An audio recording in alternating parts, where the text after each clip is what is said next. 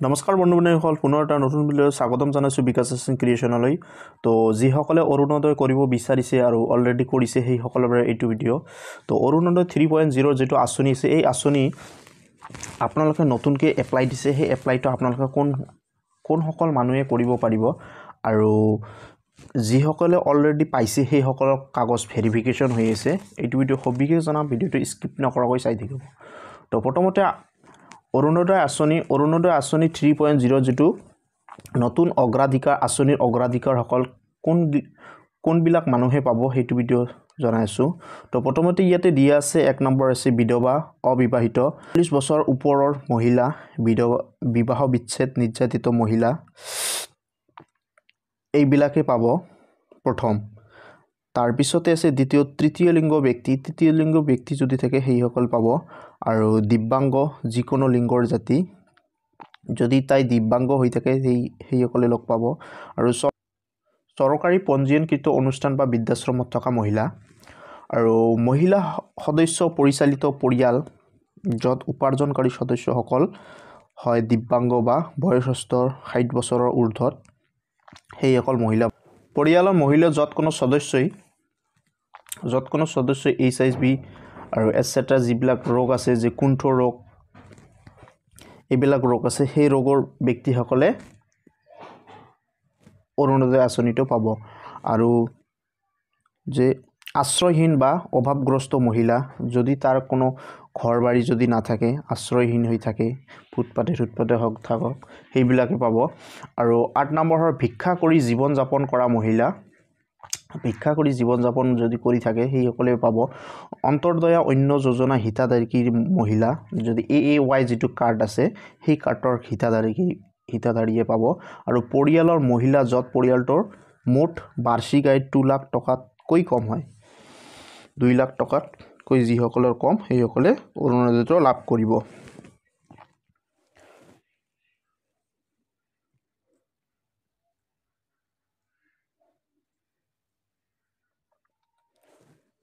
আৰু অন্তৰ্ভুক্তিৰ পৰা কোনসকল মানুহে বাদ পৰিব?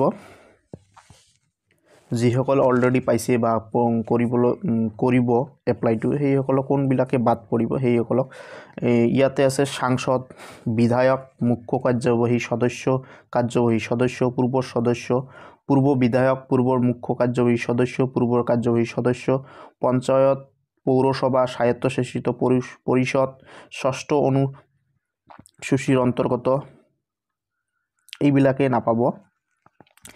চিকিৎসক, অভিযন্তা, আৰ্কিটেক্ট, চাৰ্টাৰ্ড একাউণ্টেণ্ট, বেংক বিষয়া, উকিলসকল, এইবিলাকে নাপাব। বিশ্ববিদ্যালয়, মহাবিদ্যালয়, উচ্চতৰ মাধ্যমিক, কনিষ্ঠ মহাবিদ্যালয়, উচ্চ বিদ্যালয়, উচ্চ প্ৰাথমিক, নিম্ন প্ৰাথমিক, ঠিকাভিত্তিক বা নিয়মীয়া শিক্ষক, এইবিলাকে নাপাব। যিসকলে টিচাৰ আছে সেইসকলে নাপাব। উচ্চ বিশ্ববিদ্যালয় হওক বা LP স্কুলৰ মাষ্টৰ হওক, সেইসকলে নাপাব।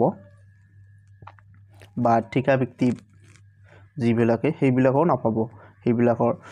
আৰু তাৰপিছত ইয়াতে দিছে যিকোনো চৰকাৰী নিয়মীয়া কৰ্মচাৰী, পেঞ্চন বা ঠিকাভিত্তিক কৰ্মচাৰী, অংগনবাদী, মধ্যাহ্ন ভোজনৰ কৰ্মচাৰী, আশাকৰ্মী, আশা তত্ত্বাৱধায়ক, গাঁও প্ৰধান, এইবিলাকে নাপাব। আৰু চৰকাৰী ঠিকাদাৰ আৰু যোগানকাৰী, ৰিয়েল এষ্টেট বিল্ডাৰ, উদ্যোগপতিসকলে বাণিজ্যক অনুজ্ঞাপত্ৰধাৰী যিসকলে আয়কৰ দিয়ে, আৰু যিসকলে যে ঠিকাদাৰৰ যি লাইচেঞ্চ আছে সেই লাইচেঞ্চৰ টেক্স দিয়ে, সেই ঠিকাদাৰৰ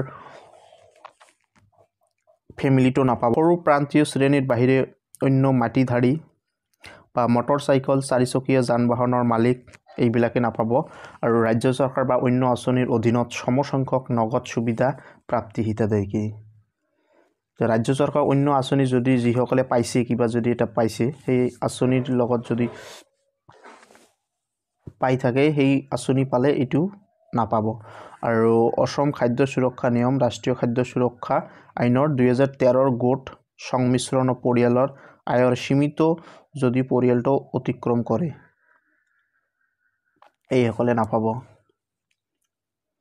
তো এইটো আছিল সৰু এটা ইনফৰমেশ্যন। আৰু আপোনালোকৰ যিসকলে অলৰেডি পাইছে সেইসকলৰ ডকুমেণ্ট ভেৰিফিকেশ্যন হ'ব তো আপোনালোকে কি ডকুমেণ্ট লাগে তাত মই কৈ দি আছোঁ প্ৰথমতে আপোনালোকে যিসকলে পাইছে সেইসকলৰ বাবে তো যিসকলে পাইছে ডকুমেণ্ট আপোনালোকৰ ভোটাৰ কাৰ্ড আধাৰ কাৰ্ড পেন কাৰ্ড বেংকৰ এখন আৰু বেংকৰ এখন তাৰ পৰা আপোনালোকে বেংকৰ যিটো ট্ৰানজাকশ্যন হিষ্ট্ৰী আছে সেই হিষ্ট্ৰীটো লৈ যাব কাৰণ আপোনালোকে যিটো 1250 টকাকে পাইছে সেই 1250 টকাটোৰ হিষ্ট্ৰী থাকে তাত আপোনালোকে হাইলাইট কৰি দিব হাইলাইট কৰি এইটো জমা দিব আপোনাৰ গাঁও পঞ্চায়ততে হওক বা আপোনাৰ য'ত অফিচিয়েল ভাৱে লৈ আছে হেতুত জমা দিব আৰু যিসকলে নতুন কৰিব বুলি বিচাৰিছে সেইসকলৰ বাবে ডকুমেণ্ট আপোনালোকে Aadhaar card PAN card voter card বেংকৰ একাউণ্ট আধাৰ কাৰ্ড আপোনালোকে ইনকাম সাৰ্টিফিকেট ৰেডি কৰক ইনকাম সাৰ্টিফিকেট লাগিব পাৰে